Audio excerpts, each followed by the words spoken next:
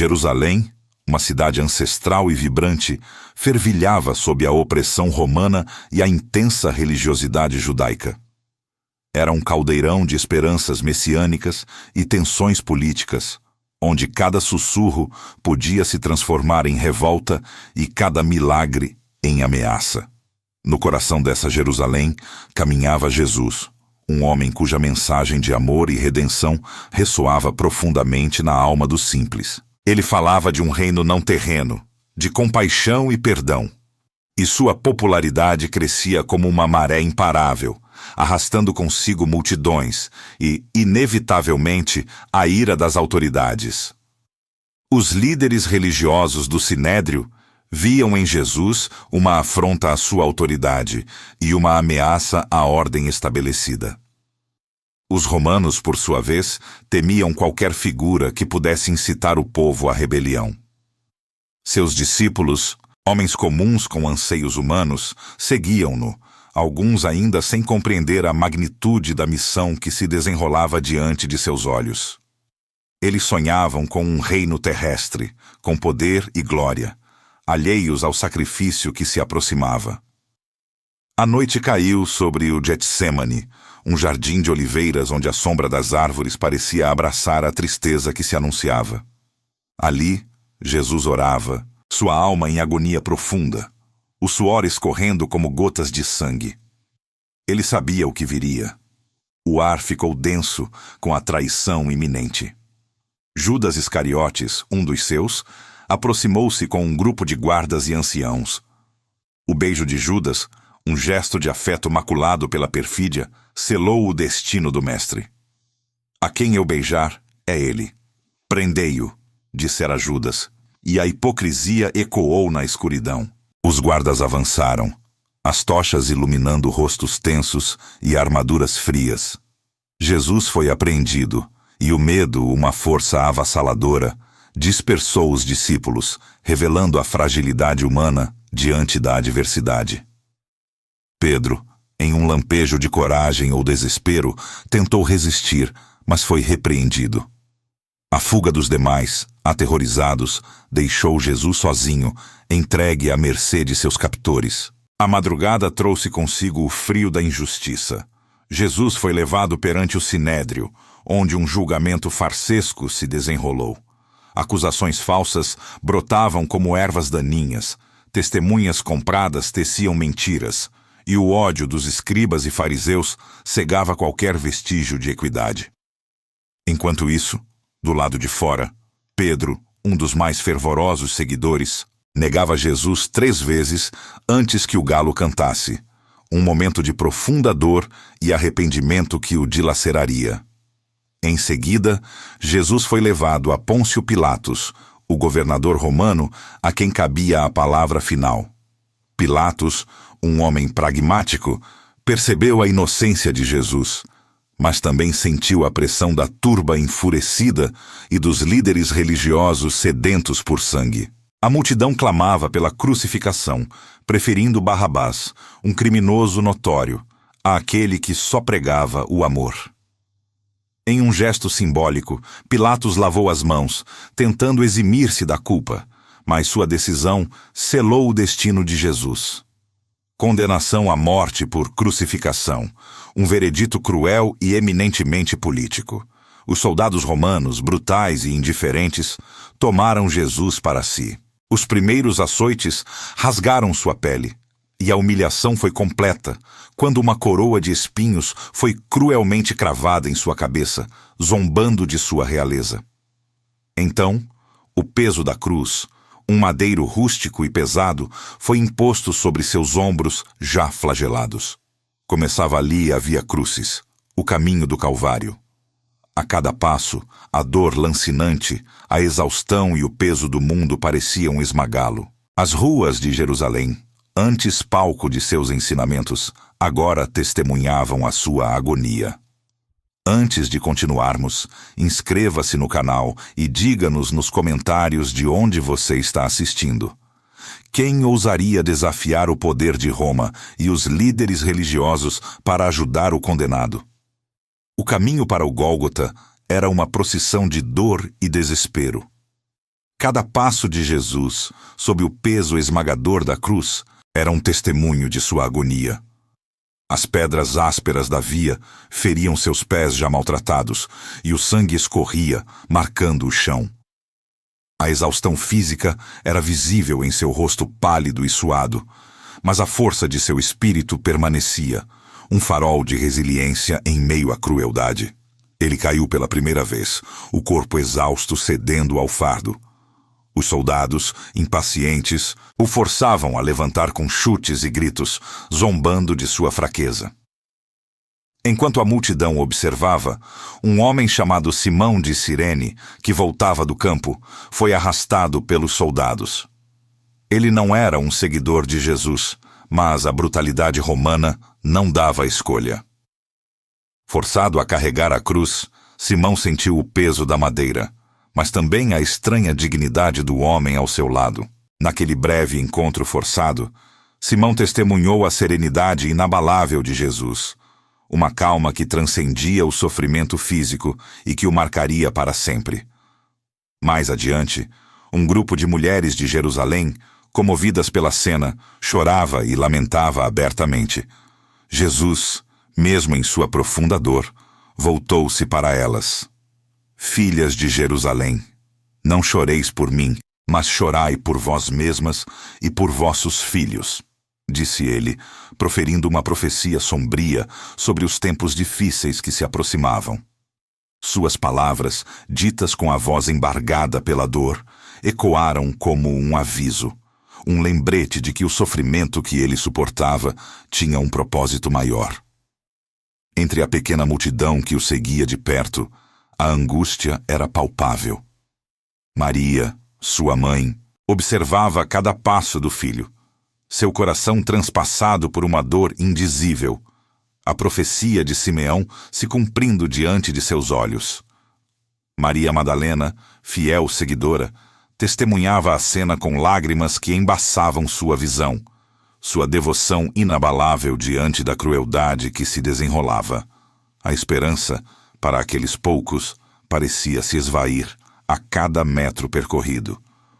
Finalmente, chegaram ao Gólgota, a colina da caveira. A brutalidade da crucificação era um espetáculo horrendo. Os soldados, com indiferença calculada, deitaram Jesus na cruz. Os pregos, grossos e afiados, perfuraram suas mãos e pés, um som que rasgou o ar e as almas dos que assistiam. A dor era excruciante, um tormento que se estendia por cada nervo, cada músculo. A cruz foi erguida, e Jesus ficou pendurado entre o céu e a terra, um sacrifício vivo. Mesmo em meio a tal sofrimento, as palavras de Jesus na cruz foram de perdão. Pai, perdoa-lhes, pois não sabem o que fazem. Ele consolou o ladrão arrependido, crucificado ao seu lado, prometendo-lhe o paraíso. Hoje mesmo estarás comigo no paraíso. E por fim, entregou sua mãe aos cuidados de seu discípulo amado, João. Mulher, eis aí o teu filho. Depois disse ao discípulo, eis aí tua mãe. O sofrimento físico intenso, a sede ardente, a dor lancinante prolongava-se por horas. A multidão, antes dividida entre curiosidade e lamento, agora estava repleta de escárnio. Soldados e líderes religiosos zombavam. Se és o Filho de Deus, desce da cruz e salva-te a ti mesmo. Mas Jesus permaneceu, suportando tudo. De repente, uma escuridão sobrenatural cobriu a terra do meio-dia até as 3 da tarde. O céu escureceu, como se o sol se recusasse a testemunhar tamanha injustiça. Um terremoto sacudiu a terra, rochas se partiram, e o véu do templo se rasgou de alto a baixo, um sinal da remoção da separação entre Deus e a humanidade. Com um grande grito, Jesus proferiu suas últimas palavras. Está consumado. E então, Pai, em tuas mãos entrego o meu espírito. Sua cabeça pendeu, e o espírito partiu. Aquele momento foi tão impactante que até o centurião romano, um homem endurecido pela guerra e pela morte, que supervisionava a crucificação, exclamou: verdadeiramente este homem era filho de Deus. A morte de Jesus parecia o fim de tudo, mas para alguns era apenas o começo de uma nova compreensão. A morte de Jesus mergulhou seus poucos seguidores em um luto profundo e em uma desolação avassaladora. O sol poente tingia o céu de tons melancólicos, enquanto o corpo inerte de Jesus era cuidadosamente retirado da cruz. Maria, sua mãe, com o rosto banhado em lágrimas, segurava o filho em seus braços pela última vez, sentindo o peso frio de sua carne sem vida, uma dor que nenhuma palavra poderia descrever. Os discípulos, antes cheios de esperança, agora pareciam fantasmas, aterrorizados e sem rumo, seus sonhos estraçalhados junto com o corpo de seu mestre. José de Arimateia, um homem justo e corajoso, ofereceu seu próprio túmulo, um sepulcro novo escavado na rocha, para o corpo de Jesus. Ali, com a ajuda de Nicodemos, o corpo foi preparado às pressas, envolto em um lençol de linho e especiarias, conforme o costume judaico. Uma grande pedra foi rolada para fechar a entrada do túmulo, e a guarda romana, por ordem de Pilatos e a pedido dos líderes religiosos, selou o local, na vã tentativa de impedir qualquer ato de seus seguidores.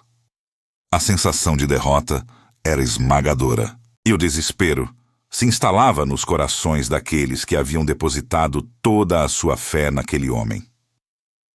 A incerteza sobre o futuro sem seu mestre era um abismo de medo.